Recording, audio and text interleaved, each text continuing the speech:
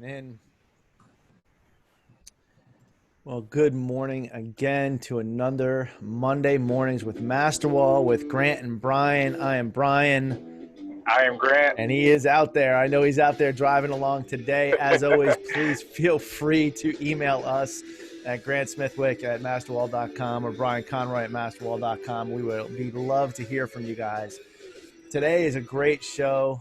We have EIMA. We have Scott Robinson on with us today. He's the Director of Public Affairs. Now, he gave me a brief intro on who he is and talked about it for since 2011. He has served with EIMA as the Director of Public Affairs. He also then said that he has a bunch of other things that didn't know if it would apply, but I'm going to ask you those things later. There's a couple of slides that we wanted to hit on briefly today, just to kind of hit to say, hey, this is who EIMA is and kind of what they do, and then show a short video just to kind of round out kind of what you guys have been doing. So why don't you give a little bit of history here? I'll go on to the next slide after that for the hero, in plain sight video after that. Yeah, so EIMA founded in 1981. It's located just outside of Washington, D.C., where it's been since 2009. We are the all-encompassing association for everyone throughout the EIFS industry. Overall mission is to provide information, education, research, tools to membership and everyone tied to the industry. Largely, we are the leading voice in front of code and legislative bodies. And I think one of the overall comments that we always make is that we're here to try to remove the barriers or mitigate barriers that many of you face. In terms of who is EIMA, you're looking at the leading manufacturers, suppliers, distributor, contractor, architects, and we have building industry allies from across the world now. So even though we think of it as a U.S. organization, you're looking at other allies in Europe, in Japan, south of the border, and north of the border for that matter. So it truly is everyone. Yeah. So with that said, what we have is, right, the EIFS Hero hidden in plain sight. You guys did this the end of last year, right? Yeah, so this is a couple years ago we actually launched the campaign. So Ads and Architecture magazines, we were meeting with architectural writers, engineers, everything from trying to just put out that, again, education, information on, frankly, why is EIFS so good? Why should we be considering it again? And yeah, right around every year we bring it back. So, I mean, that's kind of the shortened video that you have. But we have the longer video now. It's been viewed by about 37,000 people. Wow. Yeah, no, it's great. This is, so there is a longer version of this. This is about 2.5 minutes. We'll just kind of play this, watch this so it's there, and then we'll get back into this. Here you go.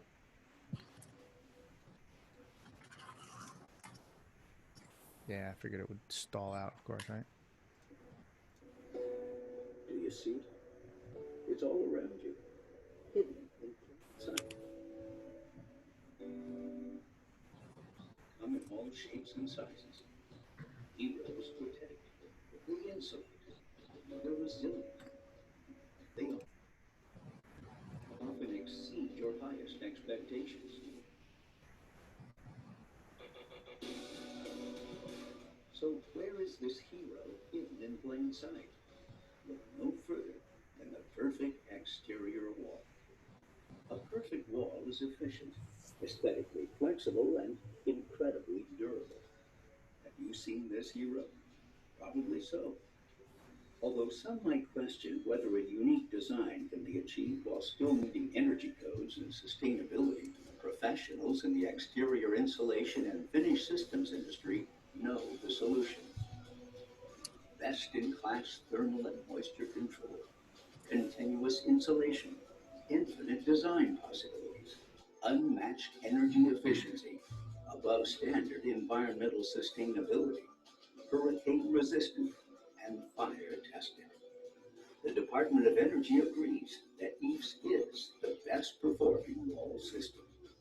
EIFS, one fully engineered, tested, code-compliant system, supplied by one source, installed by one contractor, warranted by one manufacturer. Do you see it? It's all around you. A hero hidden in plain sight. EIFS buildings are everywhere you thought they weren't, providing more than you ever thought they could.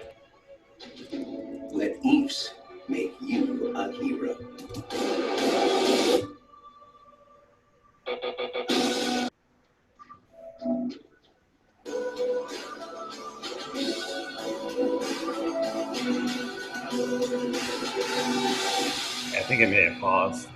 Yeah. And I'm sorry about that. You got everybody when it comes to the sound. Obviously, there was a little issue there, so I apologize for that. But like he said, like Scott said, it is on the YouTube channel. You can find that version and the longer version there. But let's get into some of this when it comes to the benefits. So when it comes to, right, this is the Industry Organizational Membership Association, right? So for the EIFS industry, this is it. This is where everybody should go. I mean, we should have thousands.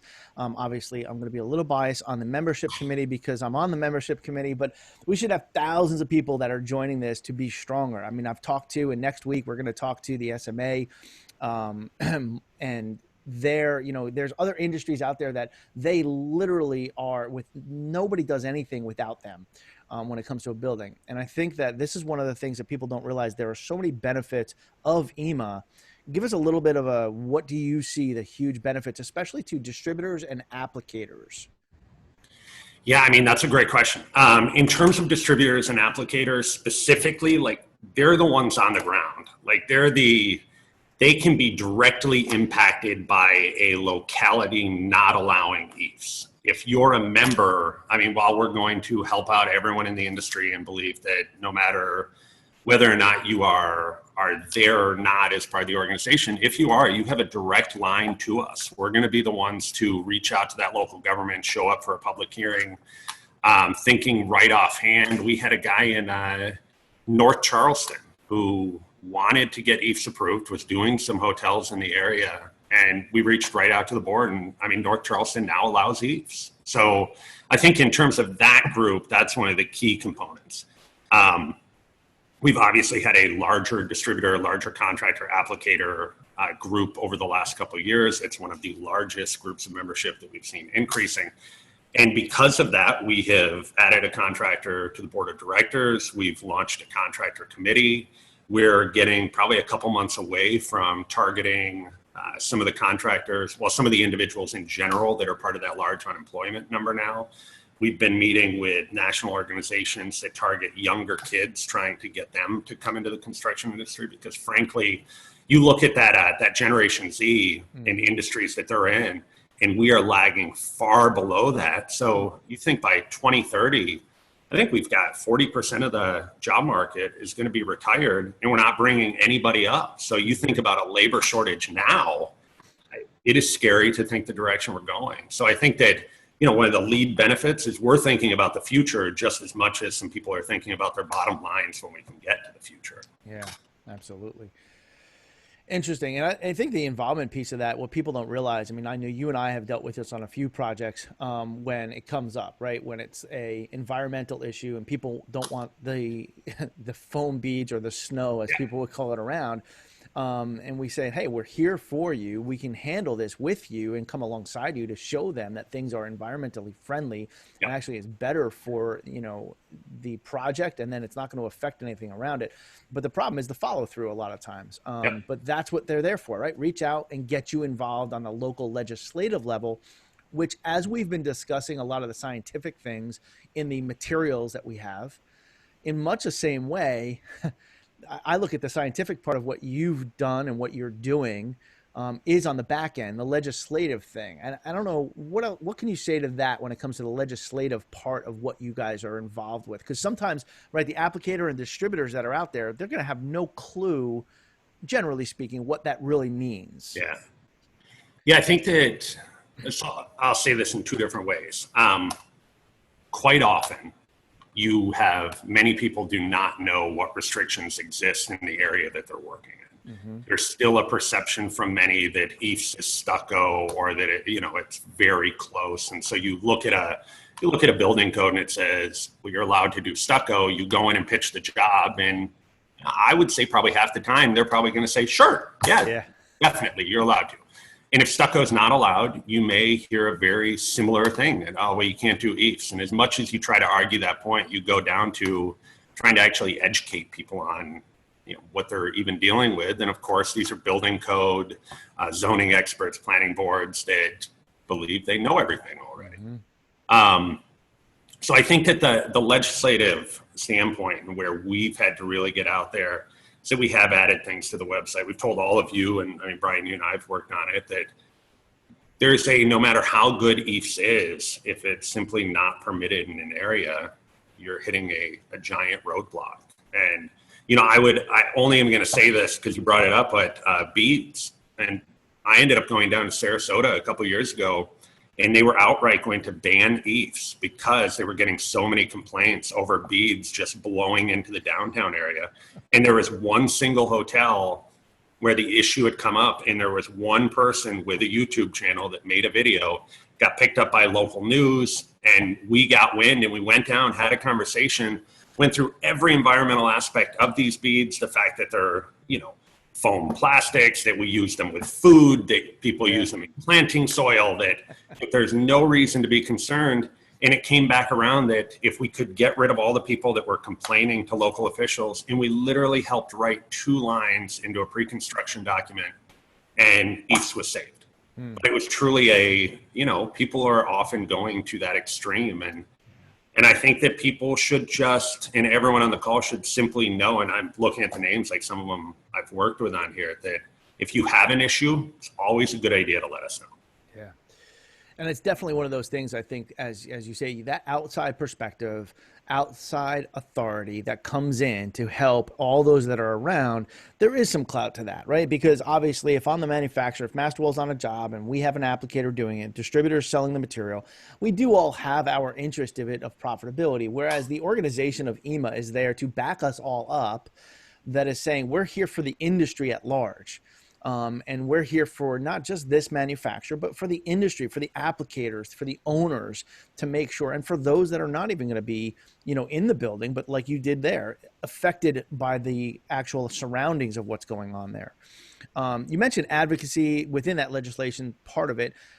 So other groups, when it comes to who we as EIMA are working with and looking forward to, I don't know how much you can dive into that, but speak a little bit, because we talked a little bit about that over the weekend. Yeah, I would say this is a huge range. It's advocacy, legislative stuff is fun. Yeah. We've got, on a low end, maybe we say the city of Shawnee in Kansas. We've been looking a lot at Kansas. We have a couple, as you mentioned, distributors earlier. We've got a great distributor for one of the manufacturers who has taken on the topic of, he wants to go after some of these legislative initiatives. This is like his contribution to EIMA. So we worked in the city of Shawnee there, and just had a couple local groups that ended up helping us and to overturn their legislative ordinance that had previously, I think, allowed EIFS on about 10 or 15% of the building. But again, building code officials were not aware with EIFS. We found the right people through home builder organizations, and we collaborated on eliminating that code. Now, on the larger side, everyone knows Chicago. I mean, there's your one of the masonry capitals. They worry about durability. They worry about fire. And I ended up going in probably 2012 now. I took one of those durability samples and the rubber mallet and handed it off to everyone. And they put it on the ground. You've got all these planners and building code officials, and they're whacking away at this sample to prove that they'll be able to break it, and that, we can't have something they can break on a wall. But as we were developing in Chicago to at least gain some comfort, we were working with BOMA, the building owners, with the International Code Council, and really trying to push them to adopt the codes that the state had already done, but some of the localities hadn't. Now, on a much larger scale, we had the state of Texas last year, probably right around this time, probably a week ago, is when the governor signed a piece of legislation. EIMA had essentially launched a Take Back Texas idea. About a week after, we heard that Texas home builders, some of the insurance organizations down there, Vinyl Siding, who's become a big ally of ours. We brought in Mark Fowler, who you guys will hear from next week, and Stucco, to make sure that they were supportive. And you were looking at everyone from Associated General Contractors, ABC, essentially every other organization that, thankfully are allies of ours in the DC area. And they made a push to eliminate I think we estimate about 235 codes that precluded materials and products that are already approved in international and national model building codes. So EIFS was restricted or outright prohibited in 200 plus areas. Now, because of this legislation, because all of us were working together, that essentially was lifted. So, I mean, you look at where the pie all of a sudden got much bigger. There's little hiccups. They're trying to figure out how, they will truly read the code, but you've got 230 localities now allow EIFS that didn't before. Wow. It makes me think, and I'll tie this to something we did talk about, but something we didn't necessarily talk about last week was kind of the failures that are out there. Tie that to the insurance part of that if we can, when it comes to, right, this is one of those things, right? These people out there that think EIFS, oh, I don't want that on my home. I don't want that on my project. I don't want that in my building, hotel, whatever it might be. Because of the failures and or applicators who I know in my area, especially in the Northeast, who have pulled out of some specific localities because the insurance premium things are so high. And I know that's something that we're trying with EIMA to try to do, is to help educate the insurance companies to say, hey, this is not what you think. And predominantly because of the failures is why they think the way they think. Speak a little bit towards that as far as the insurance, maybe even the failures of what we saw, the reasonings for it was not really the system, right? It's not the system, but the insurance companies need to know this. Right. And I think that, so we'll take that step back where, right, failures are bad news travels fast. Remember, Grenfell fire ends up happening. I had the New York Times and AP calling, asking about the EIFS building that burned over the ocean. And we had to kind of, you work backwards to educate them to make sure that then they realize, so you can have that current conversation and move forward. And sure, with insurance, you've got relocation officials. They don't want to end up offering EIFS or provide good information. You've got insurance companies we've worked with FM Global and others to, in many ways, take away some of the negative information that they were putting out in the market. So then you could, again, have that conversation current. And we did a couple of years ago, and I see Buck Buchanan on here. Buck was actually the moderator for the EIFS symposium that we've got on our website that kind of gives both information, but also a guide for how you can move forward with insurance. We did, you look at the last 5 years, rates have been down about 2.5% across the board. Well, that's great information, but the last year they've been up 4% all clients and 5.5% for the construction industry. And so we're seeing this new market and this new path, which is why we actually brought in Dave Dolnick, who is an insurance professional, and he gave a whole speech at the last Emmanuel meeting, and that video just got published on our YouTube page too. But the whole goal is to work with contractors and others on their insurance plans, what they should expect, maybe the additional relationship that you really want to develop with your broker. And one of the key points that he brought up and that we've been saying is that don't shy away from being honest about that claim that you had in the past. Provide the information, provide why you had it. And there's, don't lie. Don't pretend that it doesn't matter, but you're probably really good at what you do. You know exactly where it came from. And that little bit of information may actually help you go a long way. And you're right, insurance continues to be an issue. It is. There's certainly ways around it. We'll continue to work on the education component. The biggest message I would tell everybody is that if you've got a small company that you're dealing with and they're not providing coverage and you don't think they know, reach out to us. We could easily say in 6 months, say, hey, we don't get any calls on insurance, but there are 20 cases out there and people just simply haven't said, boo. Yeah. It's the communication part. It always is. It becomes that communication. Sure. Hey, I want to make it definitely everybody to know that, hey, if you have any questions, feel free to either raise your hand, ask there, or even just chime in at this point. I mean, we've got, 10 minutes or so left. Why would you say join EIMA? And from a different perspective of overall, I mean, there's different ways to join EIMA. And so maybe you would even hit on the different reasons as why you would want to join. But overall, if you hit on a few of those too, there's like, why join EIMA? What really, when you see the value, we've talked about the benefits, insurance, and all these kind of things, what are they going to get from this type of membership? Yeah, I think I would say there's two different arguments to this. One, it's from like EIMA and the industry as a whole, that we're beating the information tools and education across the board. And the fact is that the more members we have, the more people we have on the ground, the more powerful that grassroots movement is. So not only are we going to have Shawnee, Kansas, but you're going to have someone in Rochester, New York, and you're going to have Cleveland, Ohio. And with all those members, we start to build that network. So now you get into why should you join EIMA? Because the pie is going to start to get bigger for everybody. The pieces are going to simply be easier to cut, where you're not competing as much with each other for a small piece, but we're looking at, hey, we're 15, 20, 30% of the market. And it's because everyone has truly come together with that one message. And I think, Brian, like you've said, that you'll go in and you've truly got that like industry first type standpoint, and you pitch that voice of, hey, EIFS is good now. Hey, I work for a master wall, so I want you to use this. Right. And that's what we do. Like every meeting we have, whether we're with master wall or Stowe or someone else, it's still the fact that, it's EIFS. Here we go. That the more people, the more research we're able to do, the more information we're able to get out there, the more people we have to help do these campaigns to get more contractors in. So the labor shortage issue is not as dramatic as we see it as today. Yeah. It's funny you say it that way. And I've looked at even doing this show each week as like coaches, right? Like we're a coach, we're trying to educate people and get things out there. And when we relate this to sports, I mean, a lot of us all like sports, but when you really do relate a lot of this to sports and you think about on the court of basketball, I just think basketball, I'm a big basketball fan. You think basketball, I mean, they're ruthless to each other on the court. But you come off the court, I mean, that's good competition. That's exactly what it is. Good competition between us and the others that are part of EIMA as manufacturers specifically.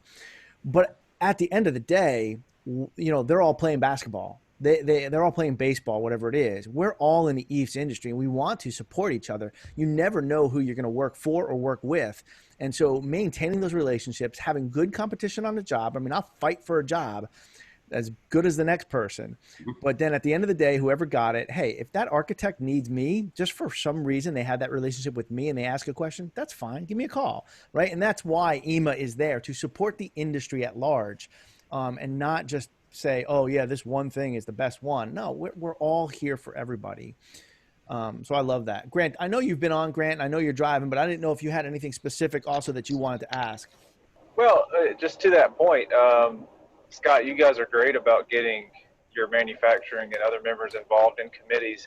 So this is kind of a two-part question. What's the biggest challenge you face in getting, competing manufacturers to work together for one cause? But also with that challenge, what do you see as the greatest opportunity when you have, a dynamic, diverse group that can contribute to the conversation? Yeah, so I will say that maybe this is where we're really lucky, but we don't really have much of an issue getting manufacturers to work together. And for that matter, anyone in the industry, that we've got our committee set up that technical committee is largely manufacturers, and they all constantly work together. They're working on codes that are simply tied to how can the industry become better. We have others that, and some of the manufacturers have really done a good job. And Brian, you mentioned, like you're on one of the committees, on the membership committee, and we have people that have been brought into those committees by manufacturers. So it's not only a manufacturer seat at the table, but they've brought in like, hey, our contractor could be really helpful, or our distributor. And we're looking at some of those committees. Advocacy is a great example that while, I started in EIMA in 2011, every committee was essentially but one person were all manufacturers. And we learned that the people that could not only be more helpful with some of these topics were the people on the ground, and they were the ones that actually knew what was going on and not just sitting in an office. And so we shuffled the deck and we rearranged the chairs and brought in contractors and applicators and distributors and everyone else, and they became a large driving voice. And because of that, it was that the manufacturers were like, hey, don't worry about getting my director of marketing, but I've got a great distributor who can help you even more. And so I say, again, maybe we're lucky. And maybe, it's just my perception, but yeah, the manufacturers work really well together. And it's even more fun when you get them all in the room. And like Brian, you said, we all like sports. Thankfully, I'm a Red Sox fan. A lot of them are too.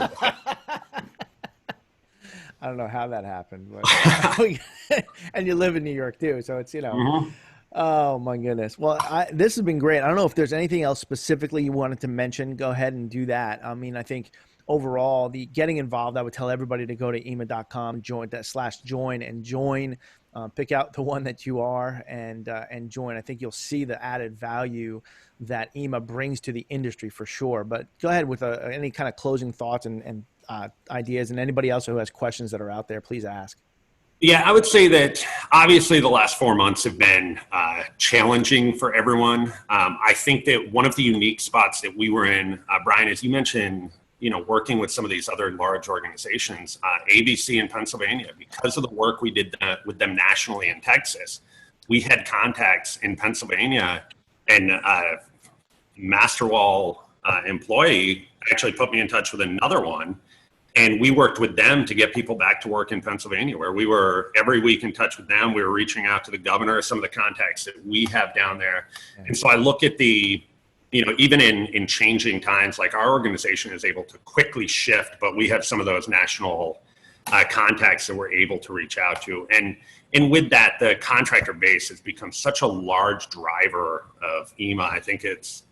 I personally think it's one of the best parts of the organization now, that we're looking at, hey, how can we get those young people? How can we get people that maybe are the restaurant employee that wants to try something new now? Mm-hmm. And we've had many of our contractors say that, hey, if you can point them in our direction, we're going to work on training, we're going to work on education, we'll get them ready for the wall, and kind of bring back that passion to the trade that I think the generation that came before me and before that millennial, folks that are retiring that remember going home, sitting at the dinner table and talking to their dad who was a plasterer, wanting to be a plasterer and continuing on. So we're kind of trying to build that pride back up into an industry, because I imagine most of the people on here absolutely adore it.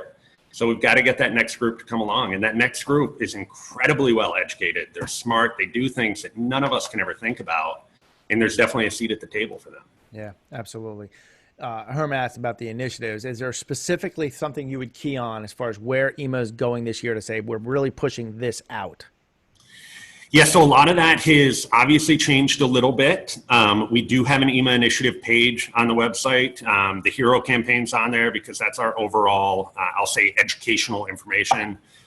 Insurance is on there, so we've got those videos. Herman, oddly enough, was the one that introduced Dave Dolnick, who gave the insurance presentation at the annual meeting. Things like mesh. We've had a bootleg mesh issue in the past. We did some research on that, put that information up there. Contractors will become a bigger topic. So I think that one of the keys is that we may have a unique ability to assist in putting people back to work. And so with these challenging times, that's going to absolutely be a priority. Let's make sure the labor shortage issue does not become worse as a result of everything that went on. But with all of that too, we're going to start looking at more concentrated groups. We've done all this work with the NAHB Research Lab. We're going to go after some home builders a little bit more and make sure that we're at least putting the information out there for them. Architects at the forefront every single time. We'll continue meeting with writers and then individual architects from across the U.S. So you'll see it. That page will start to shift a little bit, but that's on the website as well. Great. Awesome. Well, hey, I appreciate it as always. We stay on here afterwards. Everybody, next week, though, yes, Mark Fowler with the SMA is on to round out June. I hope everybody is getting back to work and enjoying their summer. But Scott, thank you so much for joining us. You bet. Hey, thanks for doing this. Yeah, no, it's been great. Definitely has been. So, Grant, safe travels out there wherever you are, everybody else. Again, we're going to stay on here for a couple of minutes in case anybody wants to open up, show their video, and share. But we are out. Enjoy your Monday, everyone.